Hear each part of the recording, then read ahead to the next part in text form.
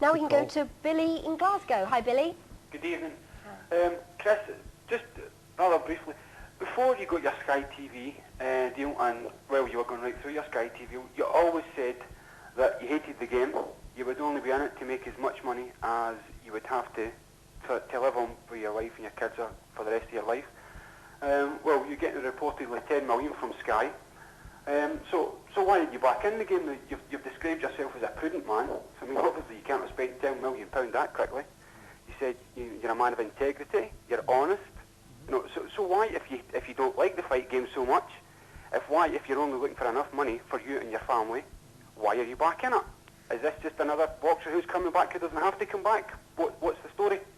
Well, the story is, as I said before, it is the fact that I need platform. You see, what do I do? What would you suggest I do? Let me have an answer. What would you suggest I do? I've had platform, I've had a voice, I've had power. Power is press. Power is being able to have the papers talk about you. Being famous is it's a very good thing. As I said before, it's something of which I didn't appreciate when I had it in abundance. Can be a drug, though. It can be a drag? A drug. A drug? A drug. Yeah, oh, absolutely. And it's corrupting. Okay, but let's not get into any of that. Let's just get into the, let's just keep to the fact that, yeah, it can be addictive. Okay, but addictive for what reasons? And the reasons for me simply is that it gives me platform. Now, if that platform is being recognized in the street, and people coming up and shaking my hand and say, I respect your boxing ability, fine, that's good. But that also takes me somewhere else. It gives me, it makes people listen. If I have something to say, people will say, I'll listen to that. I may agree, I may not, I may disagree. But I'll listen.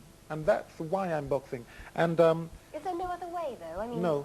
Politics, something like that? We'll come back to that, okay?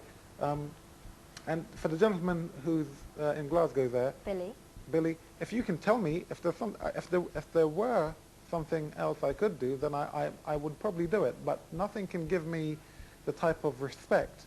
I mean, you have a paper there. Can I have that paper? Which, this one? Yeah. Yes, this one. Yes, the one I just read. It was a couple of weeks ago. Steve Collins wrote that piece about his greatest moment in boxing. Okay, we've got Steve Collins here, who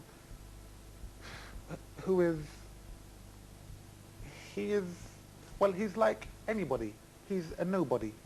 I'm a nobody, okay, without a platform. What gives him his platform? The fact that he beat me, or the fact that he's a champion. What I need is platform. How else am I going to get onto, how else am I going to get into the Times? How else am I going to get onto national television to be speaking to people like you, Billy? Well, what do you think, Billy, then? What if Chris wasn't going back in the boxing, how could he else could he carry his message then, do you think? What should he be doing? Oh, undoubtedly, he's by far one of the greatest boxers the world's ever seen.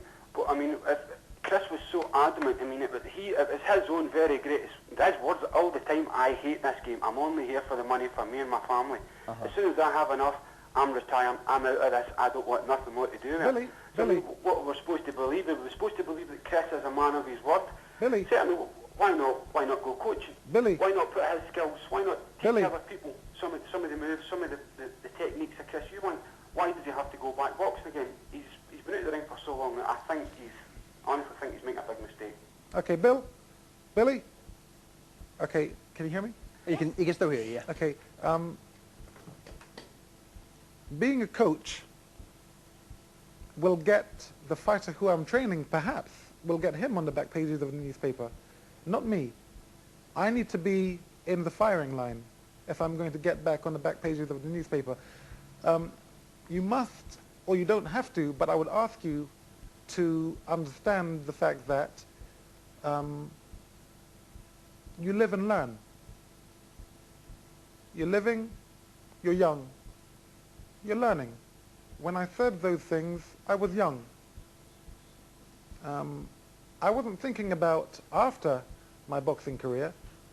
I've now come to realize that I need that platform. I don't want it, I need that platform, and I'm willing to work for that platform. I'm willing to go back into the gym, I'm willing to go back onto the road. I'm willing to get in there and fight for that platform.